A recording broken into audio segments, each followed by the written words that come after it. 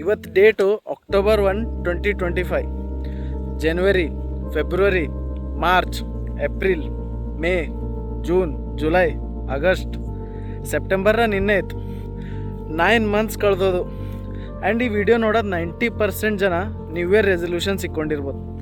ಆ 90% ಜನದಾಗ 1% ಜನ, ಹಾರ್ಡ್ಲಿ 1% ಜನ ಭೀ ಅವ್ರ ರೆಸಲ್ಯೂಷನ್ಸ್ ಮ್ಯಾಗ ವರ್ಕ್ ಮಾಡಿರ್ಬೋದು ಅಂತೀನಿ. ನಾ 2023ನಾಗ ಗೋಲ್ ಇಟ್ಕೊಂಡಿದ್ದ new year resolutions. As a new year resolution ಕಿ ಫಿಟ್ನೆಸ್ ಕಡೆ ಇಂಪ್ರೂವ್ ಮಾಡ್ಬೇಕು. ನಾ ಅವತ್ತಿನ ಡೈಲಿ 1% ಇಂಪ್ರೂವ್ ಮಾಡ್ಕೋತ ಬಂದಿದ್ದ. ಆ್ಯಂಡ್ ನನ್ನ ಫಿಸಿಕ್ ಅಲ್ಲಿಂದ ಇಲ್ಲಿ ತನಕ ತಂದಿದ್ದ. ಸೊ ಹೇಳೋದೇನಂದವ್ರು, ಫಿಟ್ನೆಸ್ ಅಂತ ಇಲ್ಲ, ಯಾವುದೇ ಒಂದು ಗೋಲ್ ಹಿಡ್ಕೋರಿ, ಅದ್ರ ಮೇಲೆ ವರ್ಕ್ ಮಾಡಿ. Apart from negative side 9 month ಕಳೆದೋಗ್ಯಾವ ಅಂತ ತಿಳ್ಕೊಬೇಡ್ರಿ. ಜಸ್ಟ್ ಇನ್ನು ಅಕ್ಟೋಬರ್, ನವೆಂಬರ್, ಡಿಸೆಂಬರ್ 3 ಮಂತ್ಸ್ ಉಳ್ದಾವೆ. ಅದ್ರೊಳಗೆ ಎಷ್ಟಾಯ್ತು ಅಷ್ಟು ಡೈಲಿ 1% ಆದ್ರೆ ಭೀ ಸಾಕು. ಡೈಲಿ ಇಂಪ್ರೂವ್ ಮಾಡ್ಲಿಕ್ಕೆ ಟ್ರೈ ಮಾಡಿರಿ. ಅದರಲ್ಲಿ ನೀವು ಈಗ ಇದ್ದಿನ ಲೆವೆಲ್ಗಿಂತ 100 ಟೈಮ್ಸ್ ಮೇಲೆ ಹೋಯ್ತೀರಿ. ನಾ ಗ್ಯಾರಂಟಿ ಬರ್ದು ಕೊಡ್ತಾ ಇದ್ದೆ.